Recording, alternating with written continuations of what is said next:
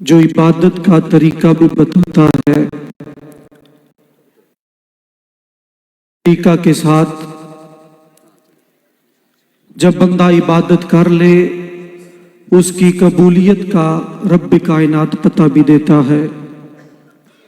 جیسے قربانی انسان دیتا ہے، رب کائنات نے قربانی کا طریقہ بھی بتایا اور مقبولیت کا درجہ بھی بتایا کہ مقبولیت کا درجہ یہ ہے کہ اس کی گردن سے سریا نکل جاتا ہے، وہ نماز کا پابند ہو جاتا ہے، اس کے ہاتھ دینے والا ہو جاتا ہے، وہ سخیوں کی صف میں شامل ہو جاتا ہے۔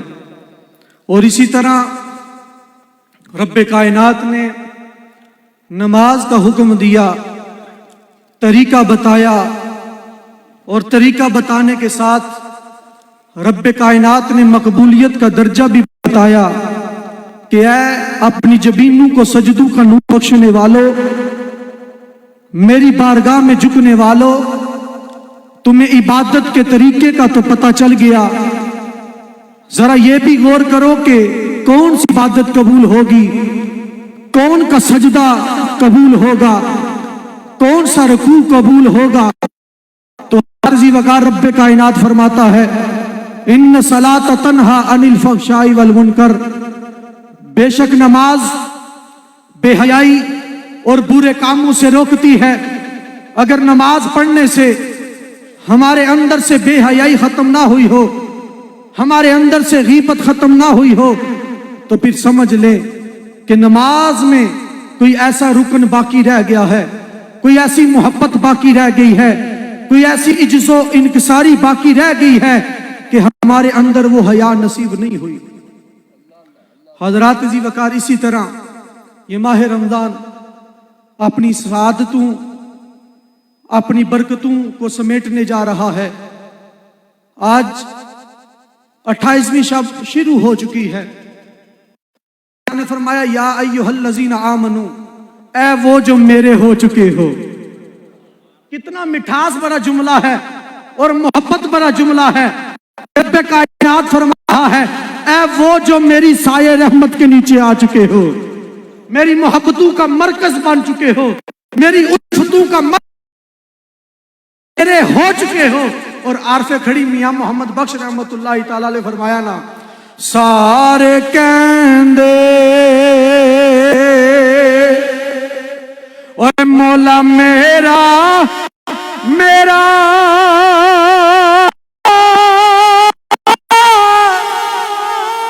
تے میں بھی آقا میرا،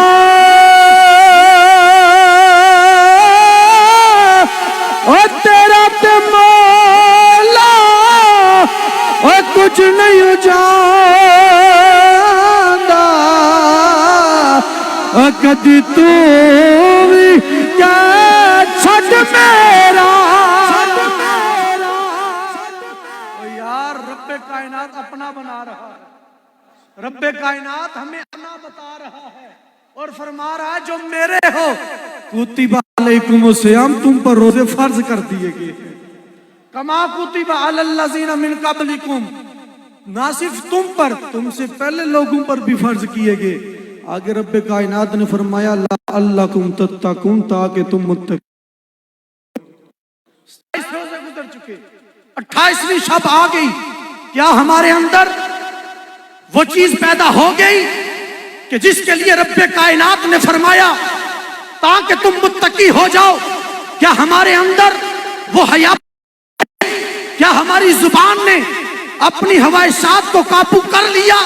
کیا ہماری سماعتوں نے قرآن کو سننے کا عادی بنا لیا کہ قرآن کو سن کر وہ دلوں پہ اترے، سرایت کر جائے اور ایک نئی زندگی عطا کر دے؟ کیا ہمارے اندر وہ چیز پیدا ہو گئی کہ ہماری آنکھیں حیا کرنا شروع ہو گئی، ہماری زبان اللہ کے ذکر کے ساتھ تر ہونا شروع ہو گئی؟ کیا ہمارا دل اللہ کے ذکر کے ساتھ منور ہوا؟ کیا ہمارا نیاز اللہ کی بارگاہ میں جھک کر سجدوں کا نور پہن کر مصطفیٰ کریم کی بارگاہ میں درود پڑھنا شروع ہو گئی؟ حضرات عزیز وقار اگر نہیں ہوئی تو سمجھ لیجئے کہ روزوں میں کوئی فرق رہ گیا ہے. حضرات عزیز وقار سر نو دہر کے حالات بدل ڈال, تبدیل سے تقدیر کے دن رات بدل ڈال, میدان میں آ, چھوڑ کے تسبیح و مصلی, کچھ دن کے لیے طرز عبادات بدل ڈال. آج کچھ دن کے لیے اپنے طرز عبادات بدل ڈال. آج کیا ہماری زبان نے کوک کو چھوڑ دیا ہے, کیا سپرائٹ کو چھوڑ دیا ہے, کیا ہماری آنکھوں کو وہ فلسطین میں ببلکتے ہوئے بچے نظر نہیں آ رہے, وہ چیختے ہوئے بے آب و بے یاد بچے نظر نہیں آ رہے, وہ بچیوں اور ہماری بہنوں کی رہی.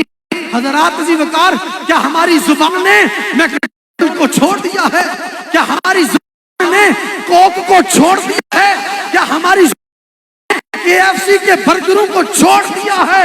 اللہ اکبر, میدان میں آ, چھوڑ کے کچھ دن کے لیے طرز عبادت.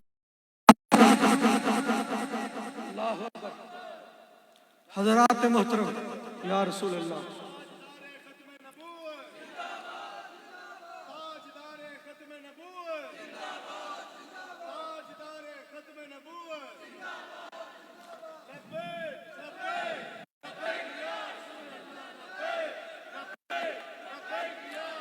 تاجدار ختم نبوت. وہ کب دن آئے گا جب ہمارے اندر حیا پیدا ہو جائے گی, اور یار کب وہ دن آئے گا جب ہم مسلمان ہو جائیں گے, جب ہم مومن ہو جائیں گے, وہ دن کب آئے گا. حضرت فضالہ بن عمیر رضی اللہ تعالیٰ عنہ, حضرات عزیز وقار وہ صحابی رسول صلی اللہ علیہ وآلہ وسلم اپنے ایمان لانے کا واقعہ پیش کرتے ہیں کہ میں ایک نازنین محبوبہ سے محبت کر بیٹھا, نہ وہ مجھ سے دور رہتی نہ میں اس سے دور رہتا, اور ہم باہر نکل کر گھوما کرتے تھے اور پھرا کرتے تھے. ایک دن ایسا آیا جب نبی کریم علیہ السلام کا وجود اطہر کو دیکھا اور آپ کے حسن و جمال کو دیکھا. آپ بھی بڑے حسین و جمیل تھے, لیکن دل میں حسد پیدا ہوا, دل میں حسد پیدا ہوا, کیوں نہ میں نبی محترم کو قتل کر دوں, نعوذ باللہ, میں کیوں نہ ان کو شہید کر دوں. اب اس ارادے سے کعبۃ اللہ کا طواف کرنے لگے. جب کعبۃ اللہ کا طواف کرنے لگے, پہلا چکر گزرا, سوچا دوسرے چکر میں قتل کرتا ہوں. دوسرا چکر گزرا, سوچا تیسرے میں, چوتھے میں, پانچویں میں, چھٹے میں. اتنے میں نبی کریم خود فرماتے ہیں, اے فضالہ بن عمیر رضی اللہ تعالیٰ عنہ, وہ کام کیوں نہیں کرتے جس کام کے لیے آئے تھے. دستے شفقت رکھا اور نظر مصطفیٰ حضرت فضالہ بن عمیر پر پڑ گئی. تیری ایک نظر کا کمال توبہ دل اب تک دعائیں دیتا ہے. وہ سمجھا نہیں ہنوز تیرا عشق بے ثبات, تو کائنات حسن ہے یا حسن کائنات. ان کی محفل میں نصیر, ان کے تبسم کی قسم, دیکھتے رہ گئے ہم ہاتھ سے جانا دل کا. اللہ اکبر. آئے قتل کرنے کے ارادے سے, خود لٹ کے جا رہے ہیں. آئے مارنے کے ارادے سے, خود مر کے جا رہے ہیں. آئے آزاد ہونے کے ارادے سے, خود غلام بن کے جا رہے ہیں. جب واپس جاتے ہیں, وہ نازنین محبوبہ آواز دیتی ہے, فضالہ آج نہیں میرے ساتھ جاؤ گے. اللہ اکبر. اب ان کا جملہ سنیے گا, اور شاعر نے کیا خوب کہا, اللہ الکبیرہ. توجہ فرمائیے گا, دل بھی میرا ہے وہی, جان بھی میری ہے, لاش کو اپنے میں کندھوں پہ اٹھا لایا. وہ کہتی ہے نازنین محبوبہ, کہتی ہے میری طرف تکتے کیوں نہیں. حضرات عزیز وقار کہنے لگے, اب میری نگاہوں میں جچتا نہیں کوئی جیسے میری سرکار, ویسا نہیں کوئی جیسے میری سرکار. ادھر کان آپ کے میری طرف ہے اور نظر آپ کی پیر صاحب کی طرف ہے. یہ ہماری باتیں نہیں ہیں، یہ نبی کریم علیہ الصلوۃ والسلام کی محبت کی، جس کو جو بھی مقام ملا در مصطفیٰ سے ملا۔ اگر ابو بکر کو ملا صدیق اکبر بنے تو نگاہ مصطفیٰ سے، ہم جس کی بھی عزت کرتے ہیں نبی کریم علیہ الصلوۃ والسلام کی وجہ سے کرتے ہیں۔ حضرات جی وقار، یہ مفتی صاحب کا ادھر بیٹھنا اور ناموس رسالت پہ پہرا دینا کوئی عام بات نہیں تھی۔ بڑے بڑے مدارس اور بڑے بڑے گد نشین، جب پولیس والوں نے کہا تمہیں جیل میں نہیں ڈالا جائے گا، تم کہو ختم نبوت کے امیروں کے ساتھ، اسیروں کے ساتھ تمہارا کوئی تعلق نہیں، اس وقت بھی مفتی صاحب نے نام دیا، کیا پیش کرو تمہیں کو یا رسول اللہ، کیا پیش کرو تمہیں کو، کیا چیزیں ہماری ہے، یہ دل بھی تمہارا ہے، یہ جان بھی تمہاری ہے۔ اور الحمدللہ دربار عالیہ نہریہ شریف ہو یا دربار عالیہ پنگالی شریف ہو، اور اس در کے والی و وارث بیٹھے ہیں، الحمدللہ یہاں پر کتوں کی لڑائی نہیں کروائی جا رہی، مرغوں کی لڑائی نہیں کروائی جا رہی، گھوڑوں کی ریسیں نہیں کروائی جا رہی، نگر نگر، کریا کریا، وادی وادی، ایک ہی ذکر ہے، لا الہ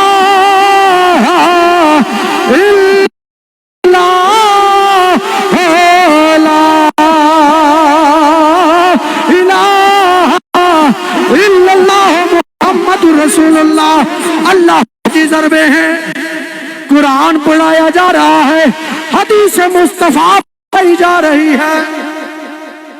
حضرات عزیز وقار، زیادہ کرنے کا مقصد نہیں، یہ عمل بتا رہا ہے۔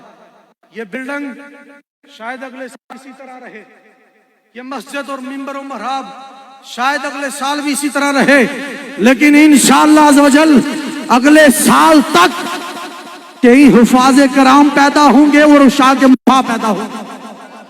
جس طرح ختم نبوت کا کام ڈائریکٹ مصطفیٰ کریم کی ذات کے لیے ہے، اسی طرح یہ علم کی وراثت پھیلانا بھی ڈائریکٹ مصطفیٰ کریم علیہ الصلوۃ والسلام کا کام کرنا ہے۔ اور ہر جگہ پر ایک اعلان کیا جاتا ہے، کم سے کم ایک ایک بچہ اپنے گھر میں سے دین مصطفیٰ کے لیے وقف کر جی۔ اور وقف ہم نے نہیں کرنا، جس طرح حضرت انس کی والدہ نبی کریم کی بارگاہ میں لے کر آئی نا، یا رسول اللہ قبل لخدمتک، ان کو اپنی خدمت میں قبول فرما لیجئے، ہمیں نہیں دینا، مفتی صاحب کو نہیں دینا، قبلہ صاحب کو نہیں دینا، محبوب کی بارگاہ میں عرض کرنا، سونیا ایک کی پتر سی تیری بارگاہ دے اندر پیش کرنا، سونیا قبول فرما لے۔ ان کی نظر حاصل، جن نظر سے یہ ہمیں عزتیں ملی ہیں، رفعتیں ملی ہیں، برکتیں ملی ہیں۔ اب مزید ٹائم نہیں لینا چاہتا، کہہ دیجئے سبحان اللہ۔ اللہ کریم ہمیں عمل کی توفیق عطا فرمائے۔ وما علینا الا البلاغ المبین۔